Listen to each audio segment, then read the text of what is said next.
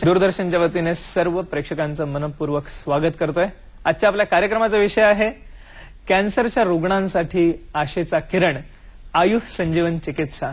आणि याविषयी चर्चा करण्यासाठी या क्षेत्रातील प्रख्यात आणि आयुष संजीवन चिकित्सेचे जनक डॉक्टर प्रशांत सावंत यांना खास आमंत्रित केलेल्या आहे कार्यक्रमात। तर मी सर्वप्रथम आपली ओळख करून देतोय डॉक्टर प्रशांत सावंत यांची। नमस्कार सर। नमस्कार।